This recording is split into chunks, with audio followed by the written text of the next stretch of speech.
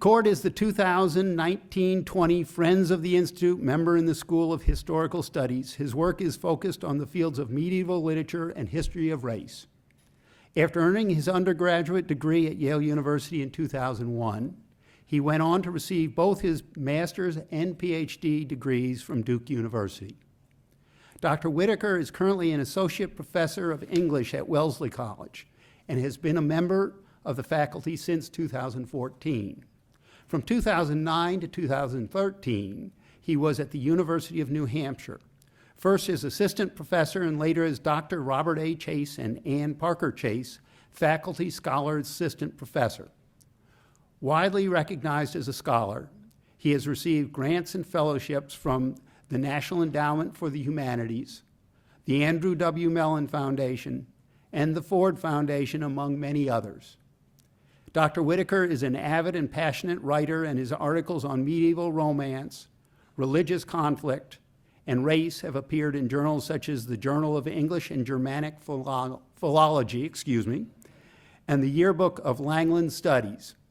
In 2015, his special issue of Post-Medieval titled Making Race Matter in the Middle Ages earned the Council of Editors of Learned Journals Codex Award for special distinction in pre-modern historical studies.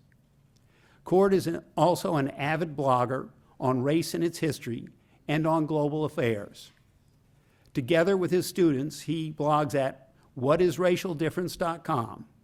He is the co-founder and editor-in-chief of The Spoke, the blog of the Madeleine K. Albright Institute for Global Affairs, and he's one of the lead bloggers at the popular medieval studies blog In the Middle. Hot off the presses is Cord's new book. Get it soon. Black Metaphors, Race, Religion, and Rhetoric in the Literature of Late Medieval England. Copies are for sale here this evening, thanks to our partnership with Labyrinth Books. Cord will be available to sign books after the talk. Dr. Whitaker regularly writes and speaks on race, literature, rhetoric, and politics in venues ranging from the annual meeting of the Medieval Academy of America to the publications of U.S. Secretary of State Madeleine Albright's Institute for Global Affairs. He is already hard at work on his next book project, The Harlem Middle Ages, Color, Time, and African American Medievalism, 1773 to 1931. We are most grateful to Cord for taking time to speak, and please join me in welcoming him to the podium. After the discussion, we will have time for questions and answers. Cord?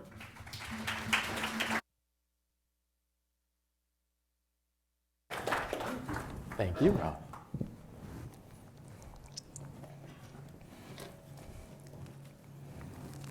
All right, I think my mic is live here, so I probably need to stand as far away from that one as possible. Now it's off, great. First of all, I want to thank Rob for that quite generous introduction. So thank you very much for that. That only adds to the honor and delight that I feel at being 2019's Friends of the Institute member in the School of Historical Studies. I'd also like to offer my sincere thanks not only to Rob, but to the Friends of the Institute on the whole, which of course comprises many of you here in the audience. And certainly also to the Institute staff, Meredith Lozier, and the Director of Friends and Stewardship Programs, Pamela Hughes, as well as, of course, Institute Director Robert Digroff and his amazing partner, Pia de Jong. Thank you very much for making me feel quite welcome, not only here in this room, but at the Institute on the whole. Also, of course, many thanks go to Emeritus faculty member Patrick Geary, who first introduced me to the Institute and is therefore central to my being here now. So to begin with what I want to share with you tonight, I want to start by riffing on founding Institute Director Abraham Flexner's well-known 1939 essay, The Usefulness of Useless Knowledge. My own deep dives into medieval rhetorical theory which you'll hear quite a bit about tonight, whether you want to or not. You're already here. You're a captive audience. But these have certainly seemed at times, and especially to folks who are concerned mainly with the present, to constitute useless knowledge. I hope you'll see by the time I'm done here today, however, just how useful medieval rhetorical knowledge is, whether for the improvement of our world or when it's put to the most nefarious of ends.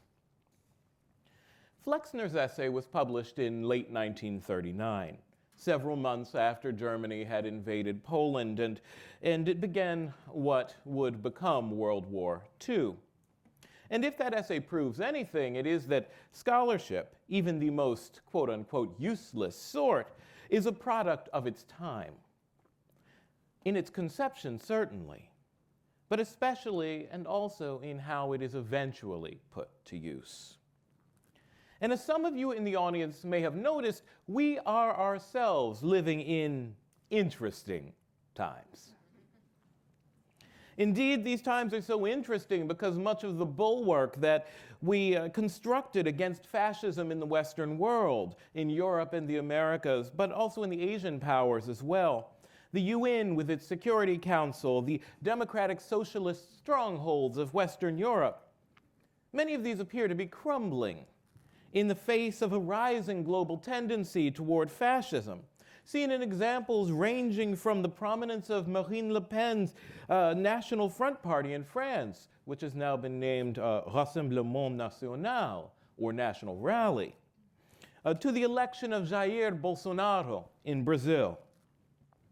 Indeed, it's quite telling that former U.S. Secretary of State Madeleine Albright's alarmingly titled Fascism, Fascism, a Warning, that is. Please don't bother to be direct, Secretary Albright. But Fascism, a Warning was released on April 10th, 2018, and it was #1 on the New York Times bestseller nonfiction list by April 29th. Now, medieval studies, to get back to medieval studies, it's an entire field that some might consider a bastion of useless knowledge.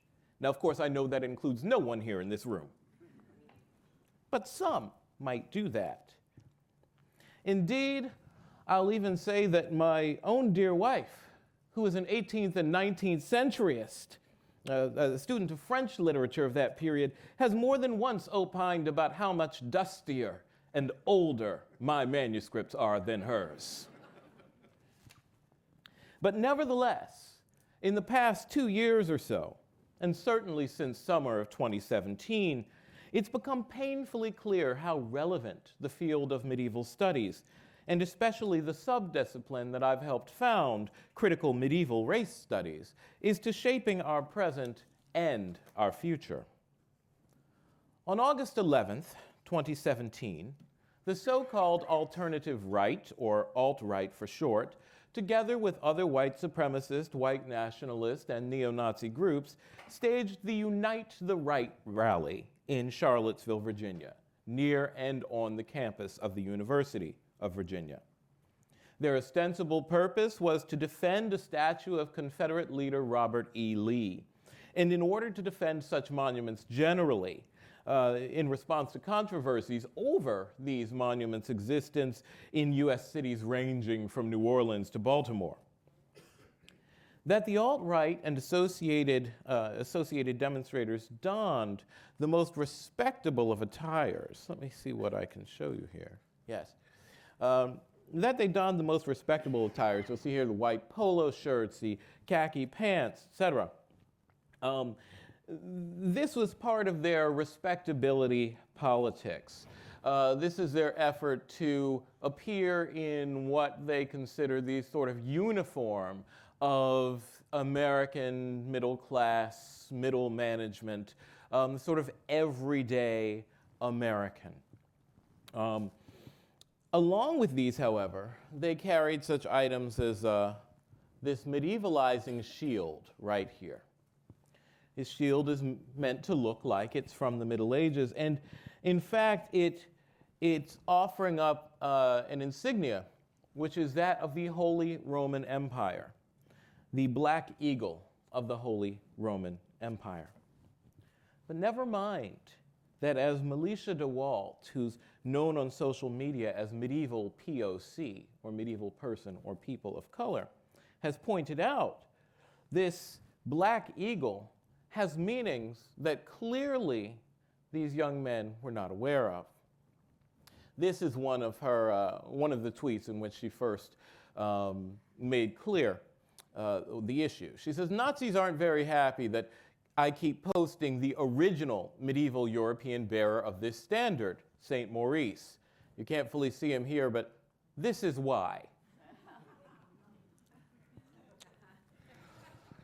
Saint Maurice was the patron saint of the Holy Roman Empire.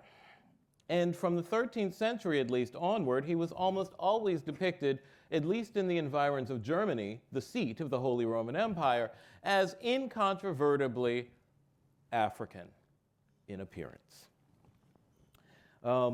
Let this be a lesson. When you're going to prepare for a protest, do your research first. Okay. Now, of course, we can make light of some of what happened that day, but we certainly can't make light of all of it. The violence that ensued did leave one anti-racist protester, Heather Heyer, dead. And it left a number of other people injured, especially after an alt-right demonstrator named James Alex Field drove his car through a crowd of counter-protesters. Other hand-to-hand violence resulted in significant injuries as well, such as those to anti-racist counter-protester DeAndre Harris, who's still recovering from his injuries.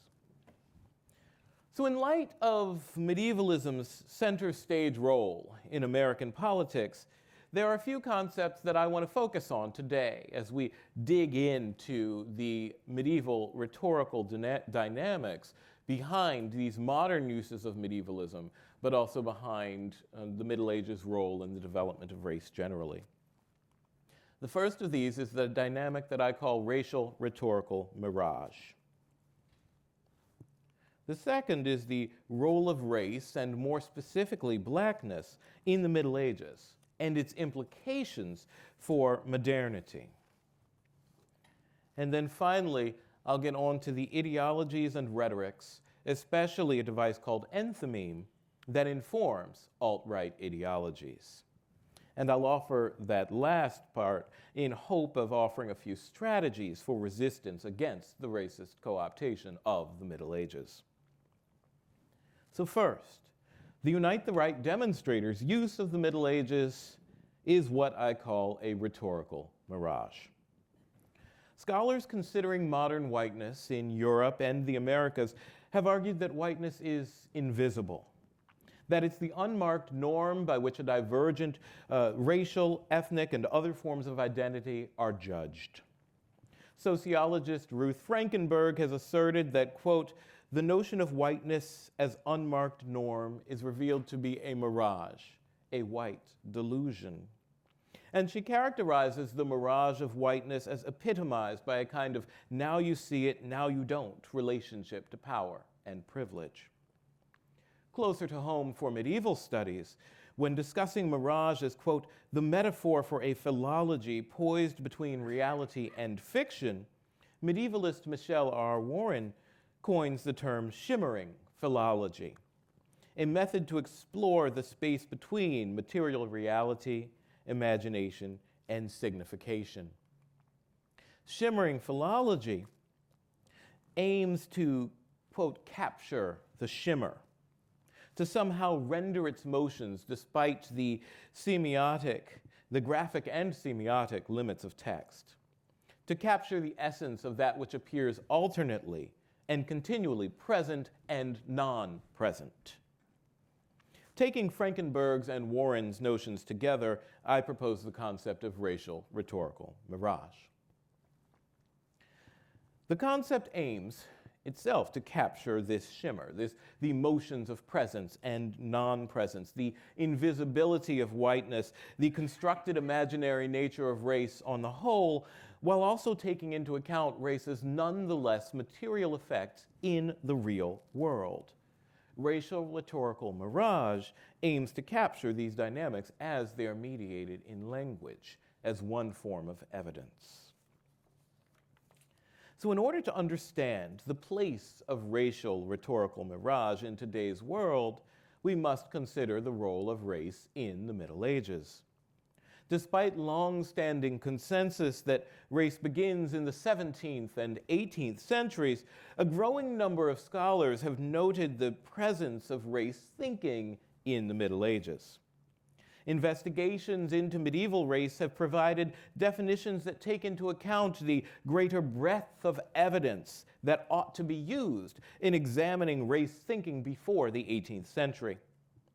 In his encyclopedia entry, Jeffrey Jerome Cohen states that race in the Middle Ages, quote, involves differences imagined as innate, such as national character, differences in biology, such as humoral imbalance, differences in bodily features, such as dark skin or a hooked nose, differences in descent or origin still evident in contemporary identity, and especially differences that are visible only as they are performed by bodies in motion, ritual, custom, legal or hospitality codes, not in their abstract existence, but rather in their concrete expression.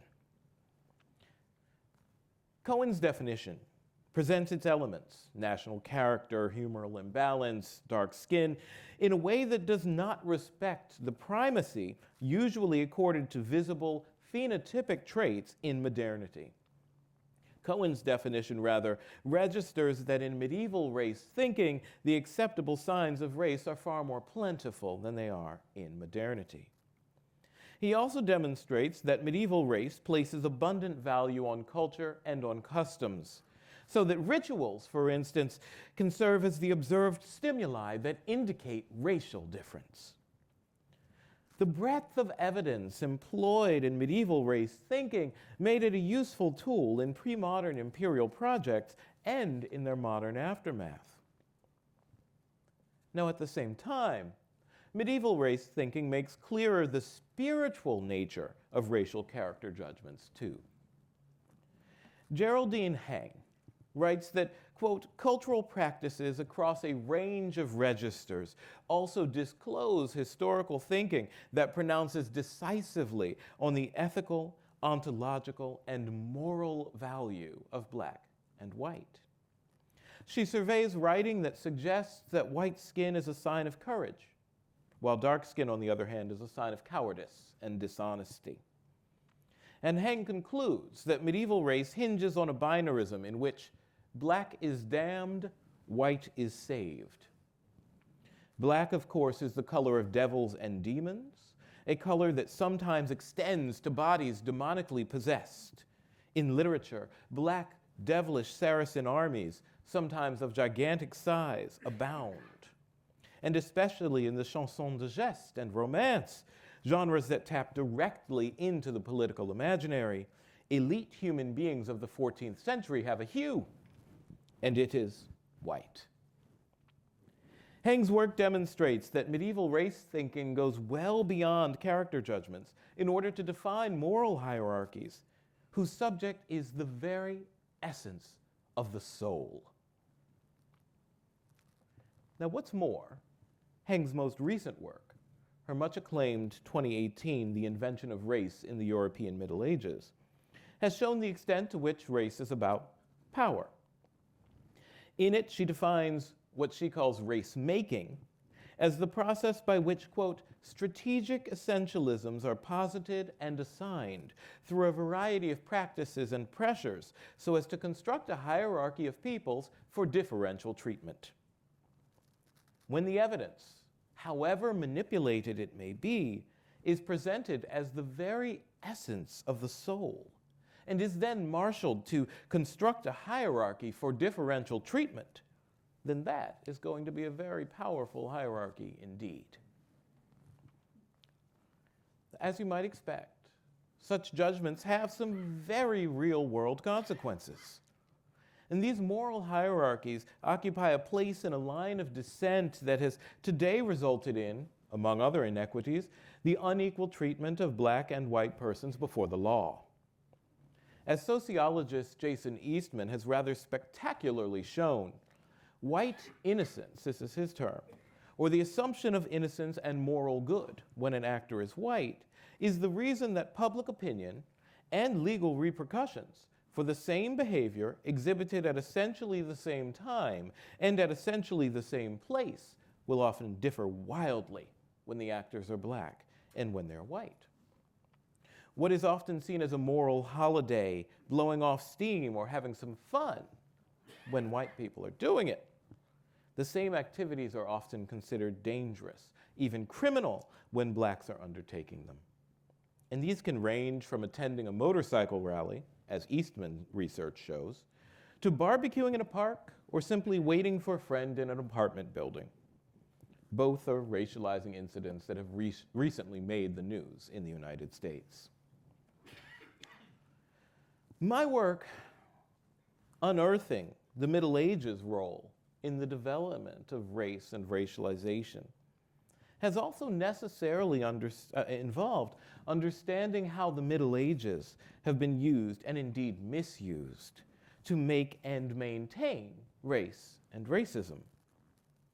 While I was writing Black Metaphors, the role of the Middle Ages in modernity's rhetorical mirage of racial difference became ever clearer. As the Black Lives Matter movement responded with ever larger protests to an unending stream of police shootings of black male persons, as race and racism took center stage in the United Kingdom's 2016 Brexit vote to leave the EU, as race and racism, together with a healthy dose of sexism and misogyny, took center stage in the US's own 2016 presidential election, and as the alt-right rose to prominence in the United States, the European Middle Ages emerged as a site upon which the semantic closure of modern racial rhetorical mirage has been operating. And I'll say more about that term, semantic closure, in a few minutes. But the emergence of the Middle Ages as a political rallying point was not at all new with the alt-right in 2017. The Middle Ages were famously deployed after the September 11th terrorist attacks by then President George W. Bush, who in a press conference on the South Lawn of the White House on September 16th, 2001 proclaimed, quote, "This crusade, this war on terrorism is going to take a while." Academic medievalists have taken note of the so-called war on terror's use of the language of crusade, and Bruce Holsinger notes this, that post-9/11 medievalism became a dominant journalistic and political paradigm for comprehending the identity, culture, and motivations of America's perceived enemy during the first few years of the War on Terror. Both an endless source of conveniently simplified propaganda and a weird kind of historical autism, the 9/11 pre-modern continues to function as a reservoir of descriptive fallacy and misrecognition in America's persecution of global war. Holsinger goes on to cite former U.S. Congressman Dana Rohrabacher, who was in office from 1989 through January of this year. And Rohrabacher asserted that, quote, "the Taliban were and are medieval in their words, their worldview, and their religious view."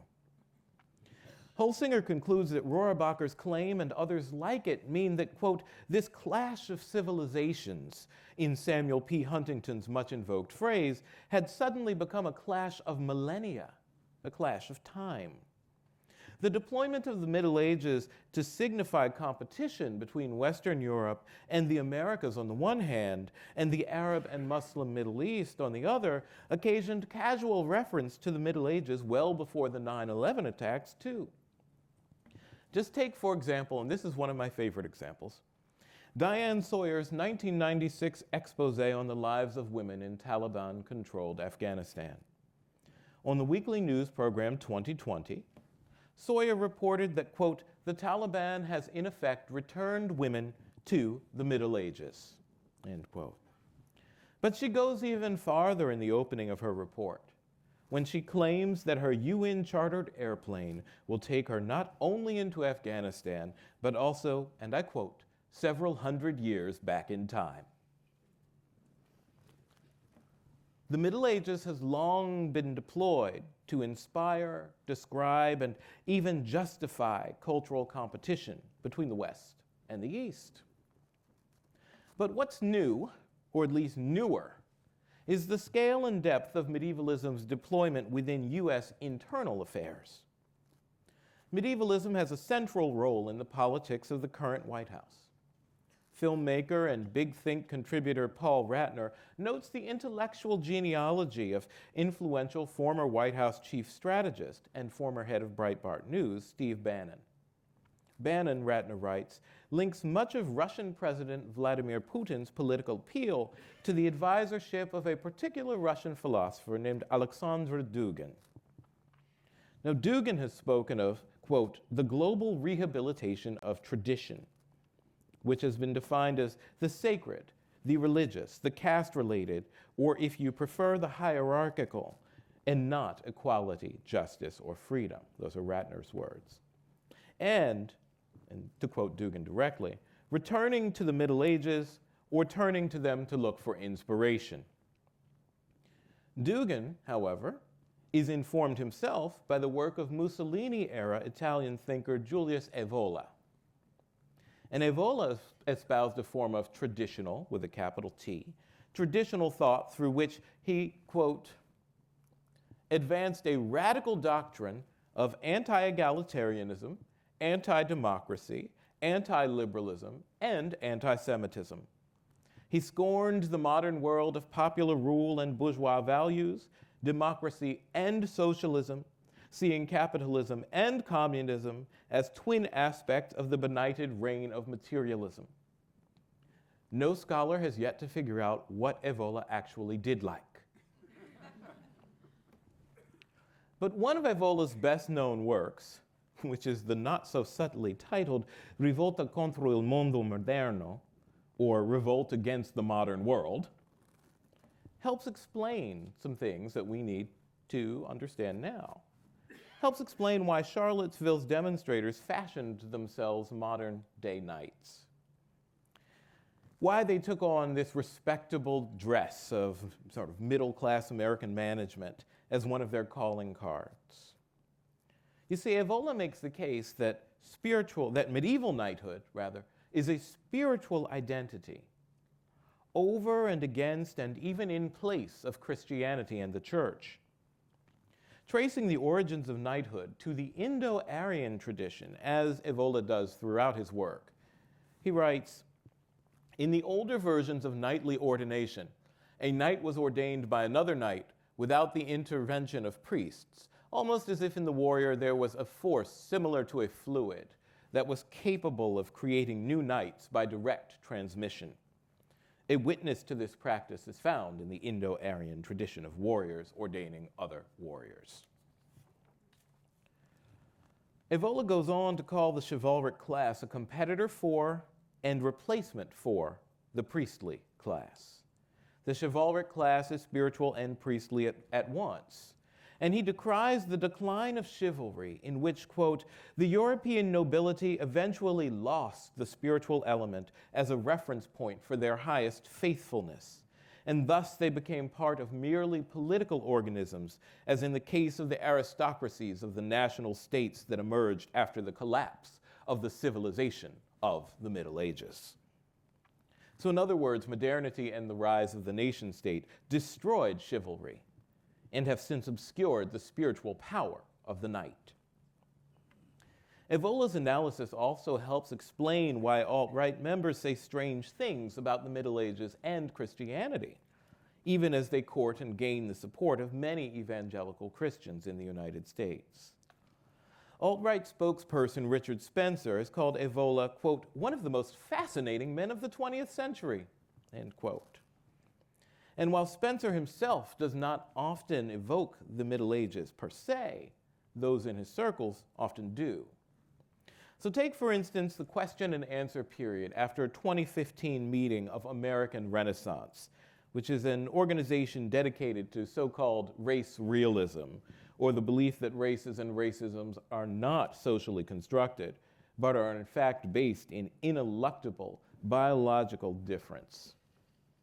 In his talk, Spencer decries the current state of white America, claiming that, quote, white guilt has its roots in Judaism and Christianity.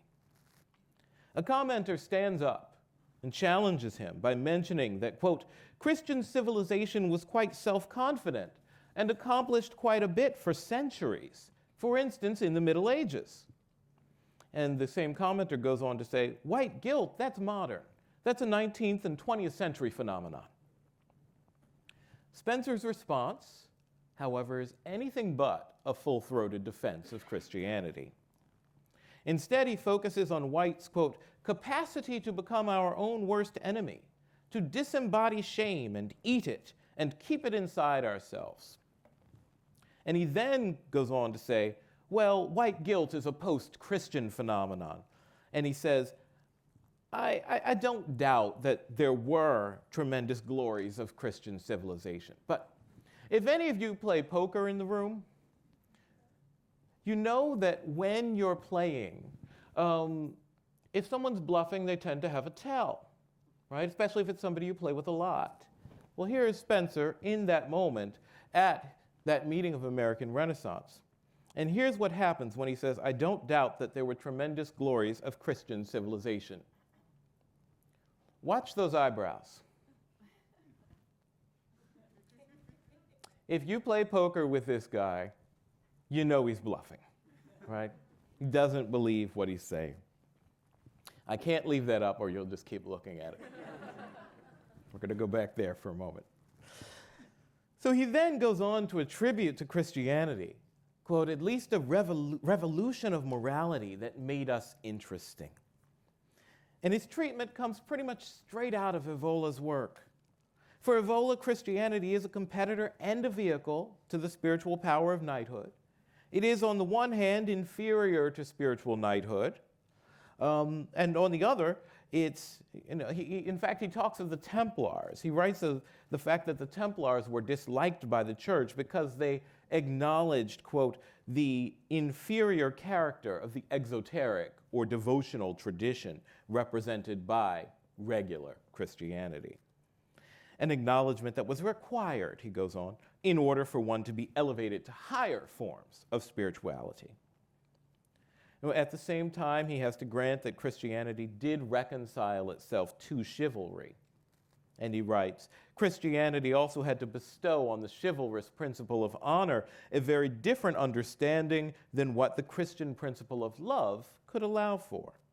Moreover, it had to conform to a type of morality that was more heroic and pagan than evangelical. So the Middle Ages and its associations with feudalism, with medieval Christianity, and even with tattoos, such as the Celtic crosses favored by many adherents of the alt-right, the Middle Ages has been on the minds of white supremacists, both those who defend the Middle Ages, including the hegemony of its Christianity, as well as those who imagine themselves medieval knights imbued with superlative spiritual power so that they don't need the church. And this last category helps explain how the young white men who were rallying at Charlottesville, especially when they're being radicalized in online spaces such as Reddit or 4chan, come to believe in and champion the tenets of the alt-right. These young men are not necessarily Christian evangelicals. Many of them may come from homes where Christianity is little more than a Christmas affair, maybe Mother's Day and Easter too, if you're lucky. Some of them do come from Christian and even evangelical homes, but may have rejected faith outright, explicitly and entirely. But all of that only means that the alt-right has more room for them, because now they, like the Templars, may conceive of themselves as more righteous and more spiritually powerful than run-of-the-mill Christians would be. They are now more righteous than the families whose beliefs they've rejected. So the alt-right's appeal may become even more powerful when it's coupled with economic anxiety, the perception of diminished prospects for young men in America, brought on by both a changing economy that may have actually frustrated their families' aspirations, as well as the prevailing predilection, especially among young adults and in online environments, for an identity politics in which the same young men are often harangued for their, quote, white privilege, produces a resentment that served all too well by the promise of an inherently aristocratic identity. The appeal of a hierarchical, caste-based political system is a strong one.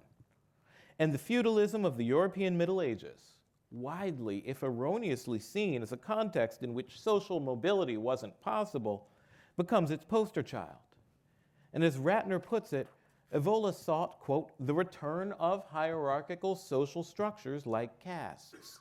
Evola saw European feudalism during the Middle Ages as a great example of such a society, end quote. His followers, even those removed by several degrees, such as, and by generations, such as Bannon, view the feudal social structure, a representative of inflexible social hierarchy, as beneficial for U.S. sovereignty and as a corrective roadmap for U.S. society. They view its adherents as a knightly class imbued with spiritual power. And this use of the Middle Ages to shore up a sense that inflexible hierarchies are the correct political and social system extends beyond such alt-right Illuminati as Bannon and Spencer. A comment in the well-known white nationalist online community Stormfront from a rank-and-file reader states this. We got to get back past him. The belief that everyone was a slave during the Middle Ages is a liberal lie. Serfs were serfs and happy that way. Lords were happy as lords and kings likewise. Society was nearly flawless and prosperous in Europe and Asia under a feudal economy and government. Want to go back to feudalism, anyone? Medievalist Helen Young has recently used the quote as a straw man to point out that, quote, it's easy to dismiss this sort of statement as historically ridiculous, and in any case, it's just another individual. And she's right, but that it's from just another individual is the problem. It shows just how generalized the fallacy of a heroic Middle Ages in which social stratification was uncomplicated and in which everyone knew their rightful place and stayed in it has become. Now I want to get back to this idea of semantic closure. This caste system preferred by Bannon, Spencer, and even the rank-and-file reader of Stormfront is maintained by a form of semantic closure. This is an integral part of racial rhetorical mirage. I'll take you to a theory of organizational change, actually. In a theory of organizational change advanced by Martha Feldman and Kai Skoldberg, subjects are induced to believe a narrative of cause and effect, of an element and its implications by, and this is their language, the use of interlinked chains of rhetorically closed loops.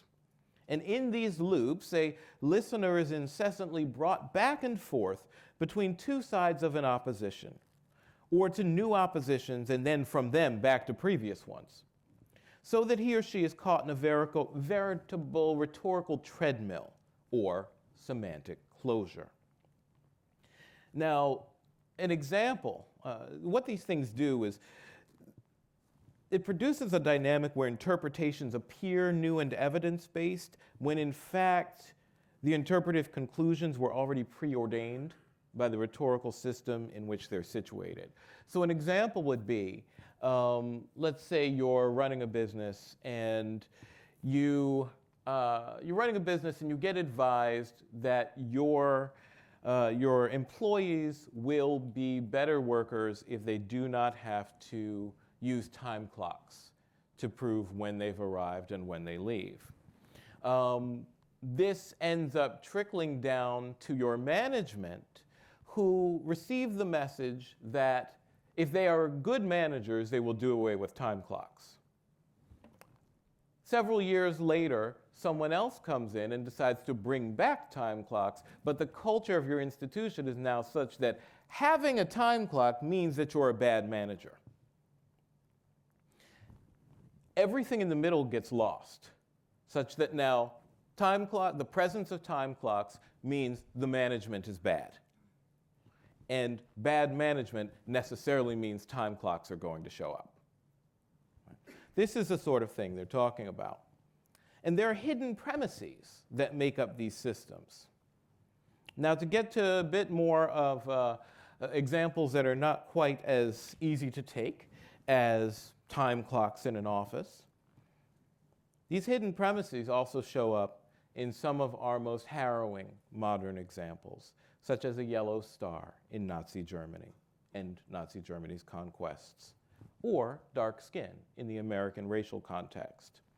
Either thing starts out as a mere symbol, yet the symbol gains power as semantic loops begin to take hold and become interlinked. What at first would have meant to the average German, not necessarily to leadership, simply meant that a person was Jewish, quickly and by design came to delineate who deserved to be mistreated and who did not, who deserved wealth and who did not, who deserved to live and who deserved to die. The skin color that at first meant in medieval and classical climate theory that one was from a particular climate, hot and dry or cold and wet, came to delineate who was intelligent and who was not, who was honest and trustworthy and who was not, who was spiritually beautiful and who was spiritually depraved. And in all of these cases, after semantic closure has occurred, rather than the symbols calling forth the conditions now call forth the symbol and its bearer as well, such that to speak of undeserved wealth calls to mind the Jewish person, or to speak of depravity and criminality calls to mind the black person. The caste system now becomes easy to navigate because symbols, their bearers, and the conditions they represent collapse. They collapse into one another and become freely interchangeable. And in such systems, the rhetorical mirage takes hold, and it appears that the Jewish person now is avarice, or that the black person now is criminality. In other words, and we're going to wax quite rhetorical for just a moment, in other words, the racial rhetorical mirage is an enthymeme. An enthymeme, according to Aristotle, is a deduction composed of propositions. Recognizing this fact allows us to arrest the shimmering motions of racial difference and racial rhetorical mirage, rather, long enough to subject those motions to investigation. And again, according to Aristotle, the enthymeme's substance is the arousing of prejudice, pity, anger, and similar emotions, and it has nothing to do with the essential facts. What's more, Aristotle's rhetoric also delineates three categories of speaking. One of these is the epideictic. And the epideictic concerned with praising or censuring somebody. This form is designed to, quote, praise or attack someone by proving him worthy of honor or the reverse. And it is, in fact, the proper domain of enthymeme's role in race, which is itself a system of assigning persons honor or the reverse. Epideictic enthymeme is perfect for thinking about the Middle Ages' implications for modern race, because epideictic enthymeme also bridges temporal gaps. Its user, according to Aristotle, often finds it useful to recall the past and to make guesses at the future, though his main concern is the present. In its ability to marshal all three orders of time, this rhetorical device is extraordinarily well suited to the processes of judgment that eventually become racial ideology. In other words, the semantic closures, the enthymemes that are facilitated by caste system politics are a prudent shortcut by which a past, whether real or imagined, predicts future outcomes. When the past is imagined as one of black depravity and white innocence, then racism actually just makes sense. Medievalism has played its role since well before the rise of the alt-right. Mainstream modern depictions of the European Middle Ages as homogeneously white and without race are part and parcel of the idea that the Middle Ages were characterized by an inflexible hierarchy, in which everyone knew their place and stayed in it. And such images of the Middle Ages are also the effect of enthymematic semantic closure. So that when, and I'm quoting medieval race scholar Sierra Lamuto here, scholars say that race does not apply to the Middle Ages, when what we mean is that later forms of racial codification don't apply, several hidden premises are operating as well. And of course, hidden premises are the hallmarks of Enthymeme. And these include that the medieval world was absolutely and irreconcilably different from the modern world, that race is necessarily and entirely modern, and that medieval Europe is the domain of white people, and where there are only white people, there is no race. Arguments that race is not germane to the Middle Ages, that it does not apply and should not be discussed, amount to the acceptance of rhetorical mirage, and specifically the rhetorical mirage of medieval whiteness. While the Middle Ages in the Western European and American contexts are often taken as a symbol representing people of European descent, rhetorical mirage dictates that the distance between signified and sign collapses until whiteness appears to signify the medieval past, until whiteness is the Middle Ages. While the idea of race in the Middle Ages remains an embattled one, in which detractors argue that race and its elements did not and could not exist in the Middle Ages, when a scholar argues that race is too anachronistic a concept to consider in the medieval world, he or she may make the very error of which they accuse others. So that to consider the Middle Ages impertinent to the history of race is to actually engage in the enthymematic semantic closure that has characterized modernity, in which race must not apply to the Middle Ages because race is necessarily modern. This, however, is a decidedly modern and not medieval mode of thought. So before I close, I want to draw your attention to the well-known late medieval travel narrative, the Book of John Mandeville, which is also known as Mandeville's Travels. This text appeared in the mid-14th century, and by the 15th, it could be found, in addition to English, it could be found in Latin, French, German, Irish, Italian, Czech, Danish, and the list goes on. It survives in nearly 300 manuscripts, while, by comparison, Chaucer's Canterbury Tales survives only in 82. C.W.R.D. Mosley asserts that, quote, few literate men in the 14th and 15th centuries could have avoided coming across the Travels at some time. In other words, this was an extraordinarily popular text. And as late medieval texts go, its popularity is dwarfed only by the size of its role in ushering in the New World colonialism that has been a hallmark of modernity and the development of modern race. Mary Campbell, in her magisterial treatment of early European travel writing, states declaratively that the anonymous 14th century writer of Mandeville's Travels was a good writer, but he was also an authority, whom even Christopher Columbus believed in and used on his voyages of discovery. Columbus's, in fact, was a literal reading of the Travels, and that's what helped inspire his search for a, quote, real terrestrial paradise. And the others read it too. Walter Raleigh had it with him. Frobisher had it with him at Baffin's Bay in 1576. So it was more than just a text, it was a map. And with good reason. This text depicts a traveler who goes to Jerusalem and beyond from England. But then he keeps going until he goes around the entire world. Mandeville tells an exemplary story, in fact, of what happens when people travel around the world. I offer you this quote in Middle English, knowing that many of you studied Chaucer years ago in college, but not demanding that you use your Middle English chops right now.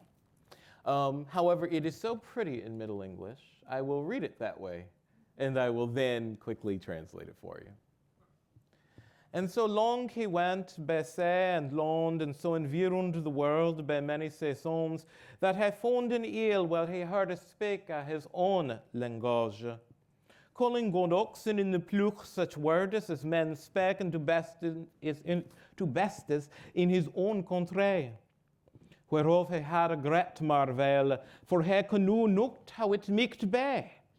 But he said that he had gone so long by sea and by land, that he had environed all the earth, and that he was coming again environing, that is to say, going about, unto his own marshes. And if he would have passed forth, he had found in his country in his own knowledge. But he turned again fro this, fro whence he was come fro, and he so lost much painful labour, as himself said a great while after that he was coming home. So in other words, so long he traveled by sea and by land that he went around the entire world for many seasons, that he found an island, until he found an island where he heard his own language being spoken. Men were calling on ox and the plow with words such as men used to speak to beasts in his own country. He marveled at this. He didn't know how it could be. But I say that he had gone so long by land and by sea that he had gone around the entire earth and had come around again. That is to say, he had gone all the way around it. Really stressing that point. Right? Unto his own lands. And if he would have gone just a little farther, then he would have found his own country and land that looked familiar to him. But instead, he turned around and went back the other way and lost much painful labor, as he himself said a great while after when he finally got home. As Shirin Kanmoa Mahdi put it, this text traveler is, quote, sufficiently othered, worlded, or dialogized, her term, by his travels around the globe so as to misapprehend himself. In other words, he gets home and he continues to perceive it as a strange place. He's fundamentally changed, and home no longer seems normal to him. He doesn't recognize it as home. And this dialogizing, this putting your norms in conversation with others until your own norms have changed, this, I argue, is actually a much more medieval mode of thought. So to allow the semantic loop that race is only modern is, on the other hand, a decidedly modern and not medieval mode of thought, in which the norm, that is modernity, and its assumptions, such as periodizing historical divisions, right, the classical period versus the Middle Ages versus the early modern period versus modernity, etc., in which these things go unquestioned, or at very least they resist questioning with a whole lot more force than norms did in the Middle Ages. To trouble the norm, to travel around the world and end up right back where you began, but having been so changed that you don't recognize where you came from, that in a way you don't recognize yourself, as happens in Mandeville, is, I argue, a very medieval thing to do.